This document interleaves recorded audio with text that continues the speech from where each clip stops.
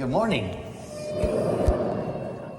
I grew up in the South and I like it hot. I do. I like this time of year when you can reach out and grab a handful of air outside and put it in your pocket. That heat and humidity. It takes something like this air that's still, for my mind, a mystery on how all of that works and brings it to some feeling. And this celebration of the body and blood of Christ, Corpus Christi, is another invitation to step into a mystery and understand more fully about how it gives us life. That our understanding of how Jesus could feed his disciples and the followers is still true about us. And what is he feeding them with? And what's left over. Today's gospel reading from Luke ends with the 12 wicker baskets left over. And I really want us to step into that mystery. The 12 representing the 12 tribes of Israel, the people of belief in God, the followers of goodness, light, and love. Welcome to that group. Because if you weren't following that urge in your heart to be in goodness and love and connected to something bigger than ourselves, then you'd still be at home this morning. And isn't that a mystery? Even the fact of why we're here. All the steps that took place and the seeds of faith in our hearts that brought us here. And for us to fully understand and be able to explain faith to the people that we are concerned about and love is still having to unfold a mystery. The body and blood of Christ, for us, in the faith tradition that we have, is the center of every gathering that we come to. It's the Mass. It's the center. It brings us home. I want to try something to help explain that because I think it brings a visual to it. Growing up with my three brothers, we often played tag. I'm coming. Did y'all play tag growing up? We had a rule about tag because if whoever was it tagged you, then you're it. And then you have to run. Well, I was the youngest of the brothers, and very often I couldn't catch. Once I was it, I was stuck. I couldn't catch them if they didn't want me to catch them. The older ones and the faster ones. So my mother did what a lot of parents did, devised in the game tag that there was a place called home base, that if you couldn't catch somebody and tag them, you could go back to home base and reset the game. And you weren't it anymore. Who here wants to be it? But isn't that part of the struggle and mystery of our life? That we have to be it sometimes in our own families, in our own workplaces, and yet we don't want all the responsibilities of everyone. And yet we're in relationship and in love with people, and we feel responsible for them. And we're pulled in empathy to do things and help them and to explain them, to help them stop making mistakes. We step into being it, and then after a little while, we want somebody else to be it. Tag somebody else and let them worry about all these people in our families and our life. But the truth is what? That's that relationship that God started in the beginning. Making us an image of God, yet we're not God. We are not it. And yet what are we called to do? We're part of the 12 leftover wicker baskets. We are to be God in the world. So, this great gift of the Eucharist comes. The body and blood of Christ that he shares at the Last Supper becomes for us a way each week to reset. That we have a home base. And there it is. It's the altar. It's not all the buildings and rafters. It's not the different places we even travel to, the great cathedrals. The home base is right there. The sacrifice of Christ and him giving to us. the body and blood, this Eucharist. And it draws us to a place called home base, that we might know once again that we're not God, but we're joined and nourished so that we can continue to love without giving up. How do we know that we've come here this morning? Because of that pull of love in our heart from God Himself to reset. Well, that mystery started when you woke up and started the little steps to come and be here. But how do we explain that and give that gift to others? Because you will be nourished by your presence here today. Your life will be blessed by coming to Mass.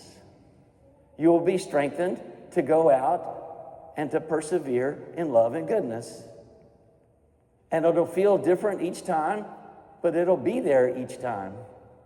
And that mystery is another part of our quest as the 12 fragments of baskets to tell the world that Jesus Christ came not just for us who have faith, but for everyone.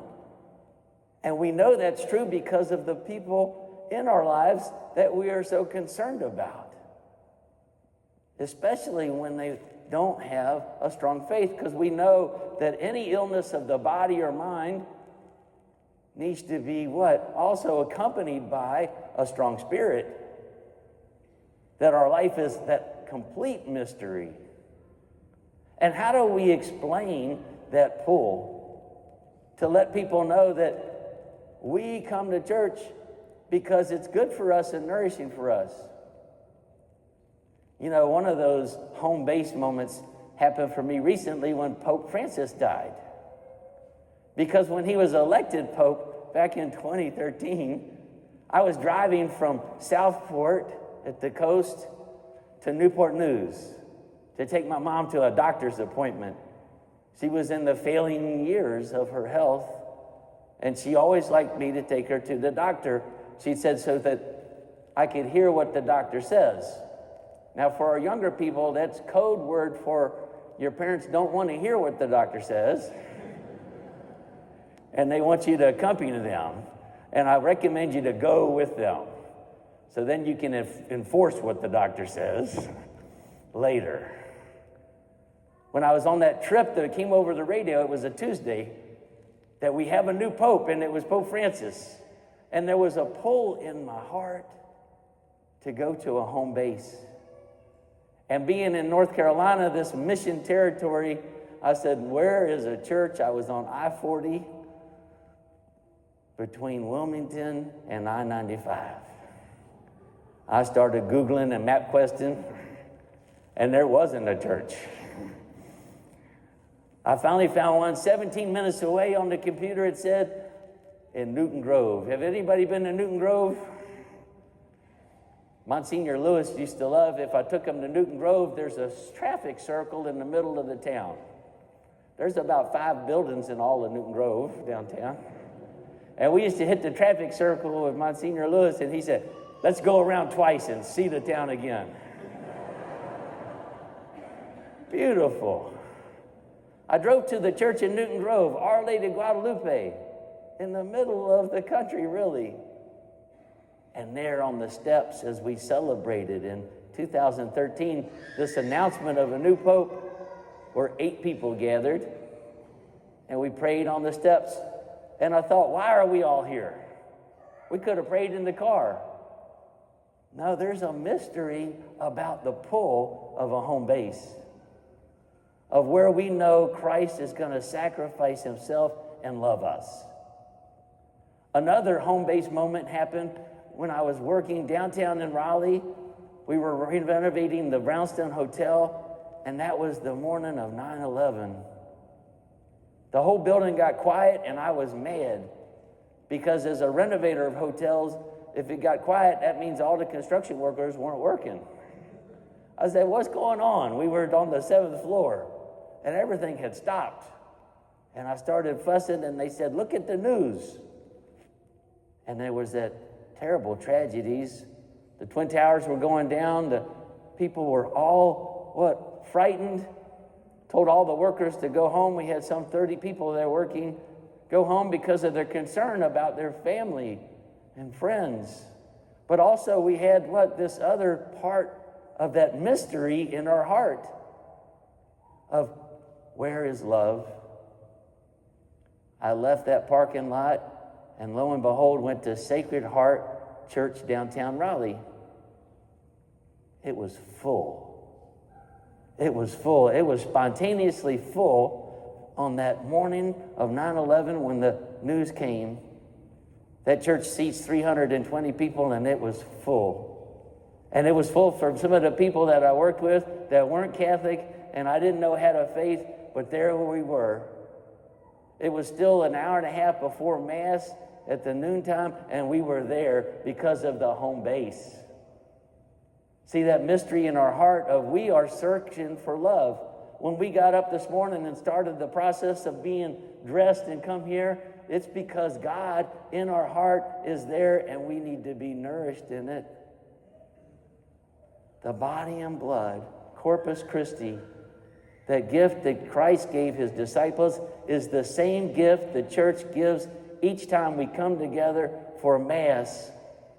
And we are a people who have a home base that we can always start over. Brothers and sisters, we're required because of what love is to always give, to support churches so that we have a home base. Please support the Bishop's Annual Appeal. I'll be giving out cards after Mass, as will Father James. We're still 10% short. We need another $50,000. Oh, a lot. But it supports having a home base. This part of our life that is the mystery of God is hard for us to share with people, so there have to be home bases, and we have to be strong in it. Another part I'd like you to think about is how you explain to your family and friends what this faith is. I had a great professor at the seminary who said, okay, I'm going to explain how to explain faith. I got my notebook out. I was ready. He said, okay, I'm listening. He's going to finally, because I have nephews and nieces that need to be in church more, that would be stronger and better in life if they had a stronger spirit. I'm listening to the professor, and he said, this is how you explain faith, that mystery in your heart. He said, it's just like telling people what water tastes like. Okay. What does water taste like? That's hard to explain, isn't it? It's just, but it has a taste. It's there in its simplicity, and it's something that we need. Without water, we don't live the life to the fullest. With water, we have capability and hopefulness for everything. It's a requirement of every day of our life, and yet we could struggle over and over in every language and in every way of trying to explain what it tastes like and what it does for us. My professor was right. Faith is the same way. It's required for us to have the fullness of life, and yet for us to explain it and share it with others, it's going to be hard. It'll take our example of life, of people seeing us being hopeful and joyful and loving and kind. Then they'll know we've been to the water. Then they'll know we've been to the sacrifice and received love, because we're overflowing with love. This is a great solemnity of life. And our church, through Christ, gives us this home base, this way to renew ourselves in goodness and love. For each and every one of you here, thank you for your presence. You have added to the 12 wicker baskets that Christ wanted the whole world to be part of. And as you go forth from this Mass today, having witnessed and participated in this very place of home, you will be blessed. Please never overlook that strength, that mystery of life that's within you. Just as we receive water to stay alive, we need love to live life. And we know where it is found. So let us rejoice and be glad. Amen.